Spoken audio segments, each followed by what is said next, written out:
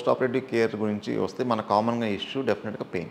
So anyone who is working with a child, ఎవరైతే పిల్లలతో పని చేస్తుంటారో వాళ్ళు డెఫినెట్గా వాళ్ళు పెట్టే మ్యాక్సిమం ఎఫర్ట్ ఏంటంటే పిల్లడికి పెయిన్ అనేది తెలియకూడదు అని.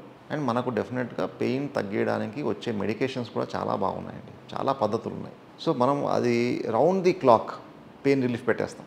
సో వాళ్ళకి అసలు పెయిన్ అనేది ఎక్స్పీరియన్స్ అవ్వదు. That is the system. Second day దాటిన తర్వాత పెయిన్ ఆటోమేటిక్గా తగ్గుతుంది.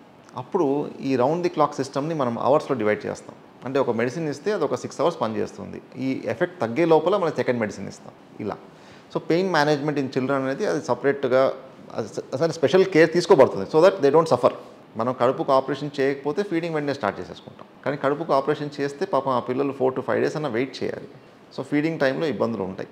సో దానికి మనం ఒకటి కొద్దిగా రెస్ట్రైన్ చేయాల్సి వస్తుంది, లేకపోతే వాళ్ళు అన్నీ పీకేసుకుంటుంటారు. సో అది కొద్దిగా మదర్కి ఆ జాబ్ అప్పచెప్తాం, మీరు కొద్దిగా చూసుకోండి, అవసరమైతే సిస్టర్ హెల్ప్ చేస్తారు అని. సెకండ్ థింగ్ ఈజ్ కొంతమందికి మనం ఏం చేస్తామంటే లాలీపాప్ లాంటివి అలౌ చేస్తాం. అంటే ఫుడ్ కాదు, చప్పరిస్తూ ఉంటారు. చప్పరిస్తూ ఉంటే వాళ్ళకు ఒక హ్యాపీనెస్, ఏదో స్వీట్ అలా. సో ఇదొక టెక్నిక్ అనమాట. ఈ మధ్య వచ్చిన కొత్త కాన్సెప్ట్ ఏంటంటే ఇంతకుముందు స్టాండర్డ్గా 4 to 5 days వెయిట్ చేసేవాళ్ళము. ఇప్పుడు ఏమంటున్నారంటే అన్ని రోజులు వెయిట్ చేయాల్సిన అవసరం లేదు, అర్లీగానే ఇచ్చేయండి అని చెప్తున్నారు. సో ఆ టైం కూడా ఇప్పుడు 4 to 5 days నుంచి 3 daysకి వచ్చేసింది. సో ఫస్ట్ 2 days కొద్దిగా వాళ్ళు ఆ ఎన్విరాన్మెంట్ నుంచి రికవర్ అయ్యి అర్థం చేసుకునే లోపల 2 days అయిపోతుంది వాళ్ళకి. థర్డ్ డే మనం మోస్ట్లీ ఫీడ్ అయ్యి స్టార్ట్ చేసుకుంటాం, లేదా 4th day స్టార్ట్ చేసుకుంటాం. ఇన్ బిట్వీన్ కావాలంటే బబుల్ గమ్ కానీ, కొద్దిగా పెద్ద పిల్లాడు అయితే బబుల్ గమ్ చూజ్ చేయొచ్చు, లేదా చిన్న ఈ లాలీపాప్ లాంటిది ఒకటి ఇచ్చి మేనేజ్ చేయడం. సో ఇలాంటి చేయొచ్చు. లేదా కొన్నిసార్లు ఏం చేయాలి, చిన్న స్పూన్తో కొబ్బరి నీళ్ళు కానీ ఏదైనా కొద్ది తాపి, అంటే ఆ ఒక్క స్పూన్తో తాగడం వల్ల పెద్ద డ్యామేజ్ ఏం అవ్వదు. సో అలాంటి కొన్ని ప్రాక్టీసెస్ చేసుకోవచ్చు.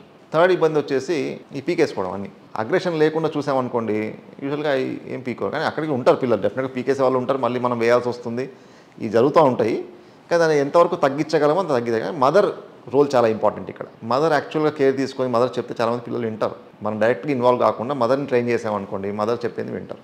ఇనీషియల్గా ఒక పీరియడ్లో ఎవరు కూడా, అంటే అడల్ట్స్ పిల్లలు కూడా ఎవరు కూడా యాక్సెప్ట్ చేయలేరు దాన్ని. సో వాళ్ళు ఆ డినయల్ ఫేజ్లో ఉంటారు. అంటే ఏంటి నన్ను కట్టేశారు, నేను కదలలేకున్నా ఫేజ్లో ఉంటారు. ఆ తర్వాత మన కౌన్సిలింగ్ చేసి చెప్పే విధానము పిల్లలు కూడా అడాప్ట్ చేసుకుంటారు. వాళ్ళకి అర్థమైపోతుంది, ఓకే నేను లేసే పరిస్థితిలో లేను.